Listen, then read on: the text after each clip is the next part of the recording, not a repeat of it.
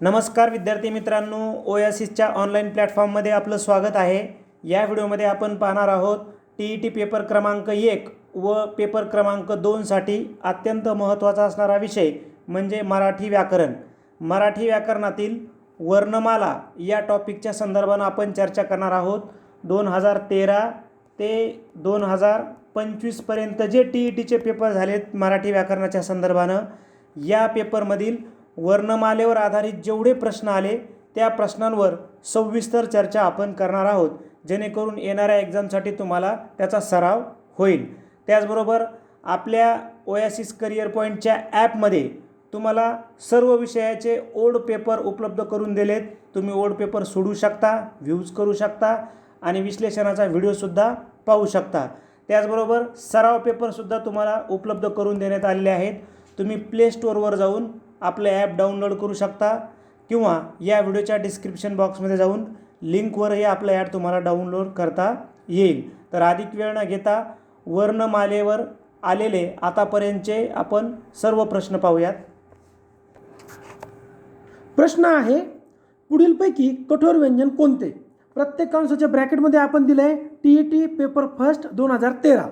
तो प्रश्न कधी आला? पेपर 1 ला आला की 2 ला आला व वर्ष कंसात दिलेला आहे। आता आपला प्रश्न काय आहे? कठोर व्यंजन म्हणजे पुढीलपैकी कोणतं? तर कठोर व्यंजन म्हणजे काय?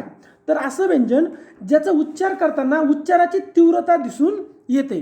मग आता मराठीमध्ये जे स्पर्श व्यंजन आहेत बघा, एकूण 25 स्पर्श व्यंजन आहेत।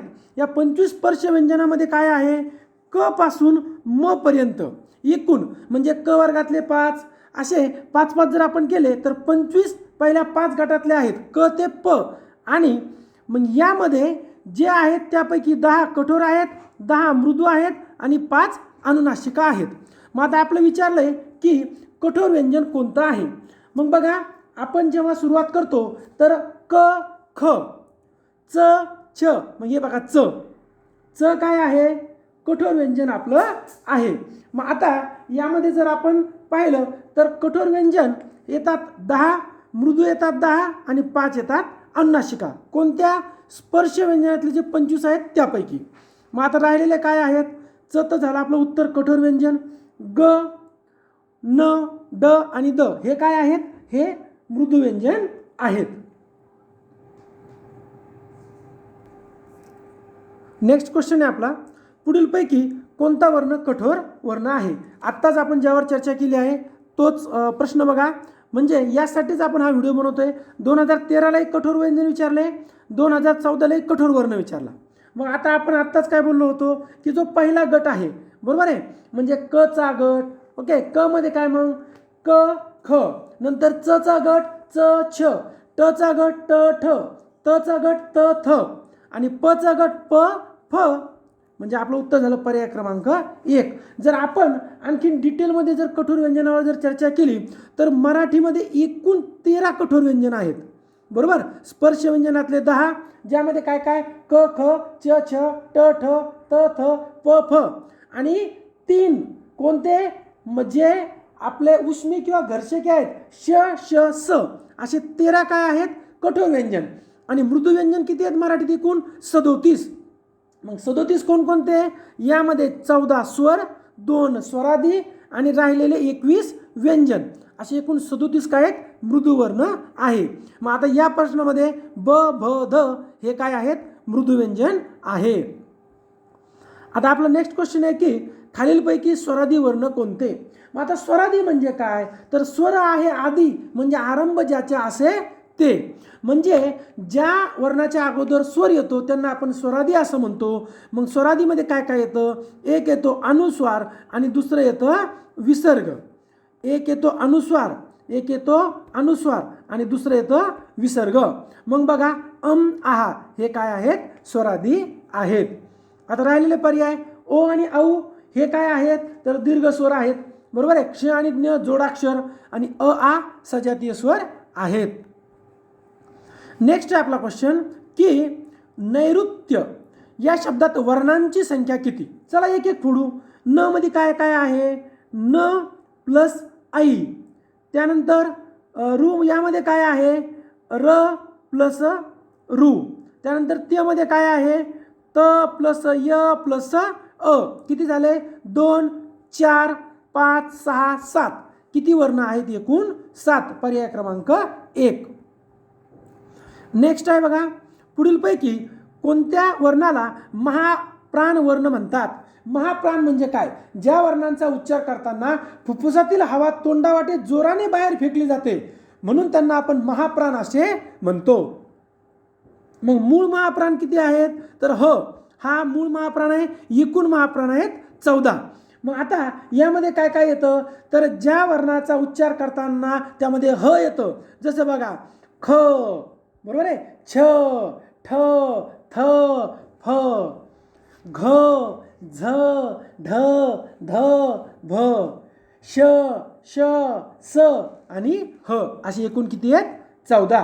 मग उर्वरित राहिलेले काय तर 20 काय आहेत अल्पप्राण आहेत. म्हणजे आपलं उत्तर झालं घ.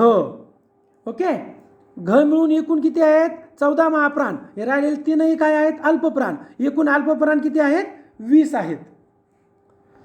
नेक्स्ट क्वेश्चन आहे आपला श्रद्धांजली या मधील एकूण वर्ण किती. चला सेम पद्धत एक एक शब्द तोडायचा आहे. श्र यामध्ये काय आहेत श प्लस र प्लस अ.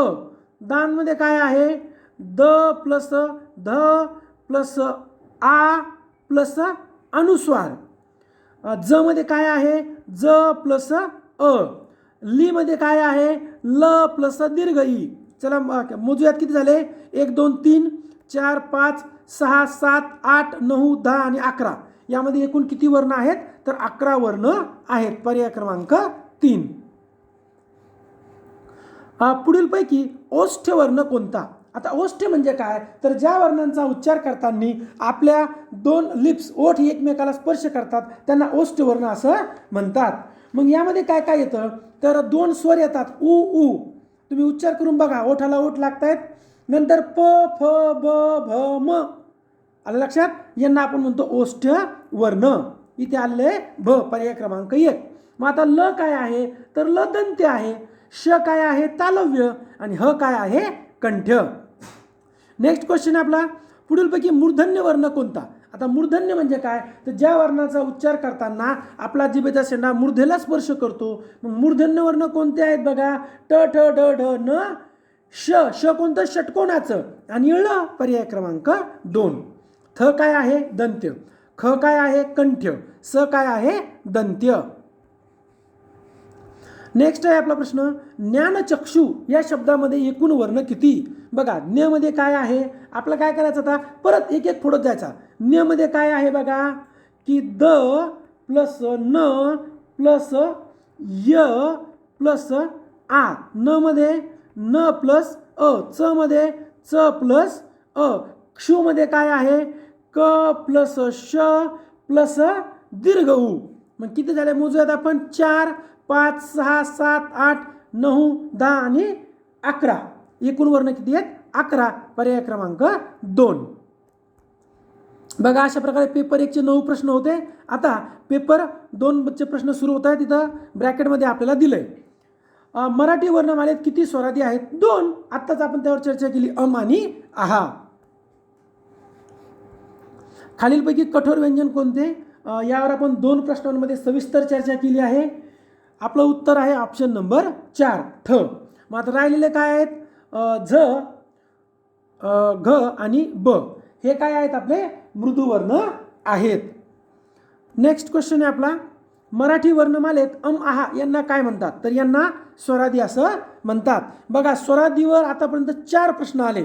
हा व्हिडिओ बनवण्यामागचा उद्देश हाच आहे की कोणते टॉपिक आपल्याला फोकस करायचे आहेत हे आपल्याला केव्हा कळेल जेव्हा आपण ओल्ड क्वेश्चन पेपरला ॲनालाइज करूयात. 12 खडी पूर्वी 12 खडी होती आता काय झाली आहे 14 खडी. कक्का किक्की आपण जे म्हणतो आता 14 खडी आहे. त्यामध्ये क आणि क यांची भर पडली आहे. व्यंजन ज्यांचा उच्चार स्वराशिवाय आपण राहतो त्यांना आपण व्यंजन म्हणतो. पाय मोडलेल्या स्थितीत आपण त्यांना दाखवतो. चला पुढचा प्रश्न आहे आपला ए आई ओ औ हे कोणत्या प्रकारचे स्वर आहेत तर यांना आपण काय म्हणतो संयुक्त स्वर. का ये कसा बनतो तर बघा हे 4ही जे आहेत हे मूळ नाही आहेत. हे कशापासून तरी फॉर्म झालेत. मग आता ये कसा बनला तर अ प्लस रस्व ई किंवा दीर्घ ई. मग आता आई कसा बनला? आ प्लस ऱ्हस्व ई किंवा दीर्घ ई. ओ कसा बनला? अ प्लस ऱ्हस्व उ किंवा दीर्घ उ. औ कसा बनला? आ प्लस ऱ्हस्व उ किंवा दीर्घ उ. म्हणून यांना आपण काय म्हणतो? संयुक्त स्वर, जे दोन स्वरांना एकत्र करून बनलेले आहेत. ऱ्हस्व स्वर एकूण 6 आहेत.